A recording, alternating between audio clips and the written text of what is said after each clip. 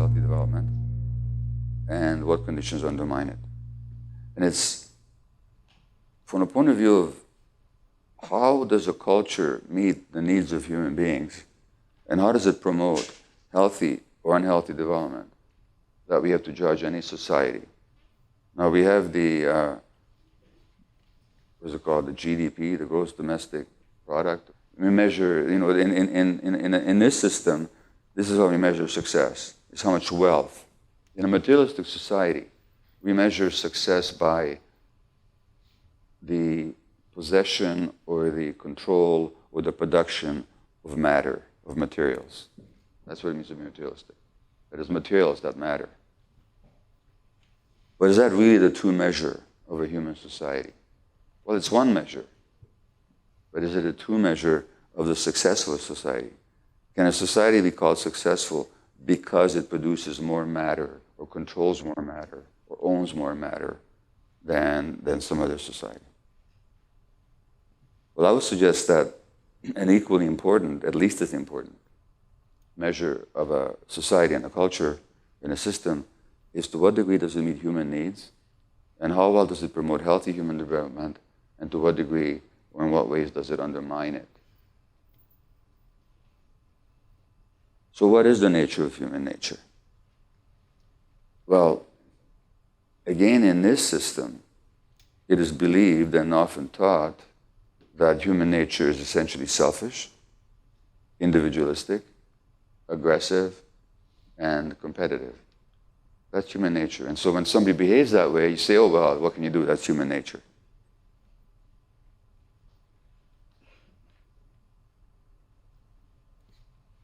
But I believe that to speak of that is to make a rather elementary mistake, which is to take this society as the standard of what human beings are supposed to be. It's true that we're taught to behave that way. As a matter of fact, not only are we taught to behave that way, the most successful people in the society do behave that way. That's how they become successful, very often. As we all know, even to the point of threatening our very existence. The selfishness and the aggression and the desire to own and produce more and to control more is jeopardizing our very being. So, yeah, if that's human nature, then what can you do? That's just human nature. But what if that is not human nature? What if that is a distortion of human nature? What if, in fact, our nature demands something else entirely?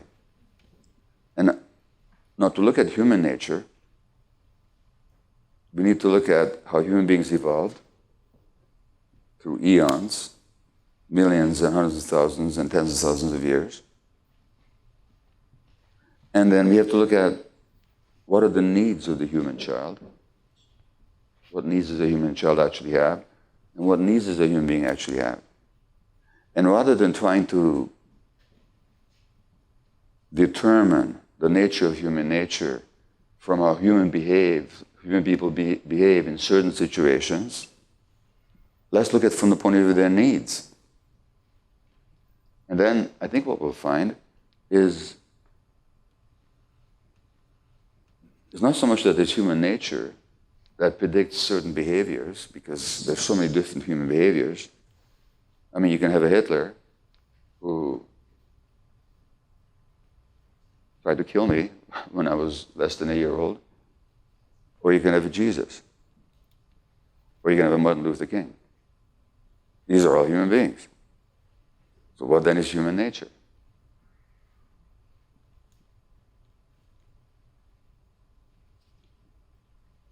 How have we understood that it's not so much that there's a human nature that predicts behavior, but what there actually is a human nature that means that we have certain needs.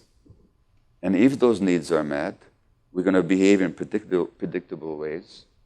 And if those needs are not met, we're also going to behave in predictable ways. So it's not our behavior that defines our nature, but our needs that define our nature. And the behaviors reflect the degree to which those needs are met or they are not met. And what if we look at it from that point of view? Well, what do we find from that point of view? And how would looking at human nature from that angle lead us to understand physical, what we call physical or mental pathology? And I say what we call because diagnosis and pathology and so on is just a certain way of looking at something. It doesn't necessarily reflect reality. Or it might describe a certain reality, but it doesn't necessarily explain reality. And we have to make a distinction between descriptions and explanations. So what is human nature? Well, I mean, what is the need of any human child? And it doesn't matter what human child. Whether you're looking at humans living close to the North Pole or the South Pole, in the East or the West, in Europe or in Africa or Asia or North America or wherever, what are the needs of a human child? Well, the essential need of the human child is for attachment. Now, attachment is a biological drive for connection with another human being. And it's an essential drive because without it we can't survive. The human being is the human child is the most immature, most dependent, and most vulnerable creature in the universe. So without somebody looking after her or him, they just don't survive. So that attachment drive, you can say that's part of our human nature. In other words, we're born for love. Another word for attachment is love. Not only the love of the child or the attachment of the child to the parent, but the attachment of the parent to the child. So attachment is this drive that pulls two human beings together for the purpose of being taken care of or for the purpose of taking care of. And of course, attachment also pulls human beings together for reasons throughout the lifespan. So human beings did not live the way we lived through most of human existence. So if that wall in the room represents the beginning of human evolution millions of years ago, and if that wall over there represents our present day, then until this far away from that wall there, we lived in small band hunter-gatherer groupings. 60 to 80 to 100 human beings living together. And that meant that children were always around their parents. Always around their parents. There was no separation. Not just around their parents, but around a whole group of adults, all of whom acted as parental figures in a child's life. So a child grew up ensconced in a network of very safe attachments. Safe in the sense that everybody cared for the child.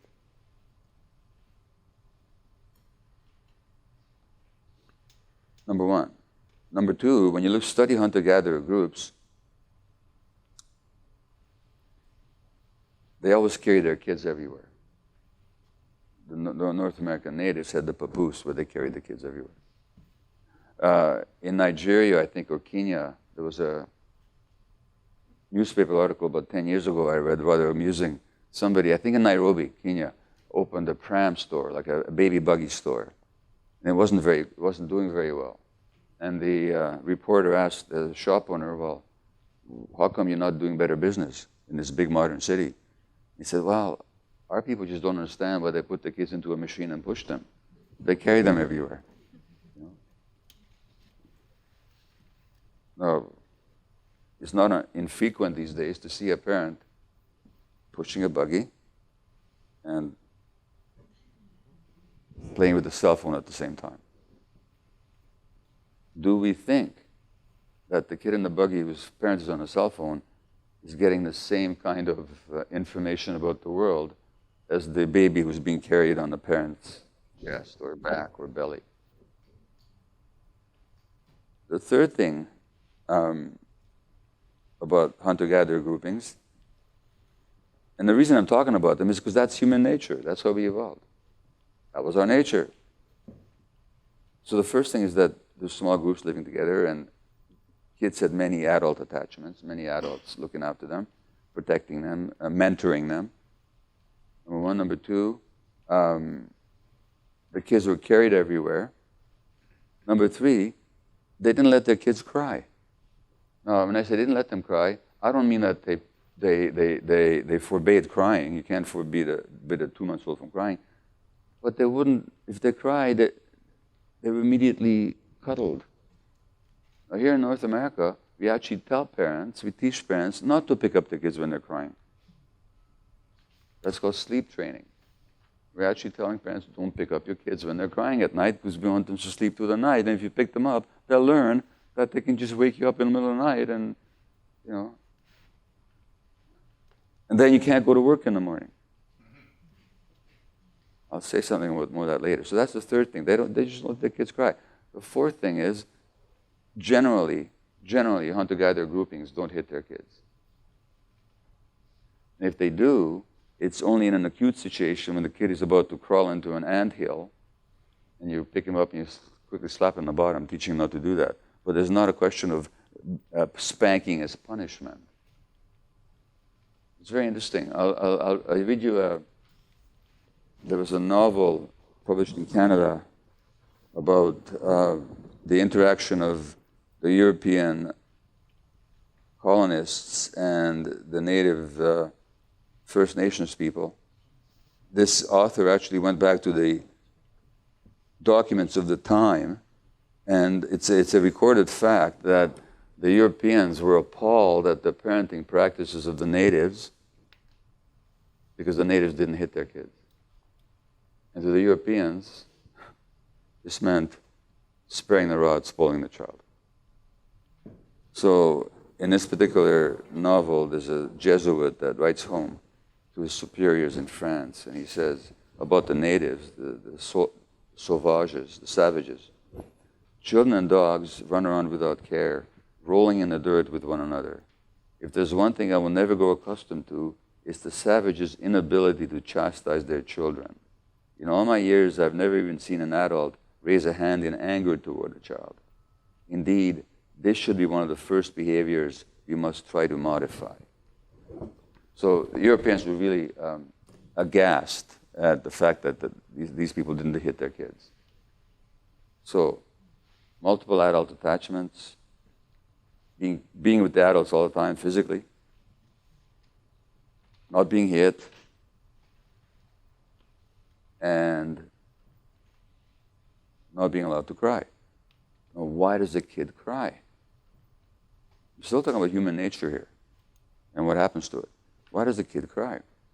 Well, kids got no other way to ask for help but to cry. So crying is a sign of distress, and what can the distress be over? We're distressed when our needs aren't being met. So if we're hungry, a baby will cry. If they're uncomfortable because the diaper is dirty and wet, they're going to cry. If they need attachment contact, they will cry. When the needs are met, the child is soothed and eased, and their nervous system relaxes. When the needs are denied, the child gets more riled up. When the child is riled up, you get stress hormones going through the whole body to the brain. Stress hormones like cortisol and adrenaline, particularly cortisol. Cortisol interferes with healthy brain development. When we don't pick up our kids, we're interfering with their brain development.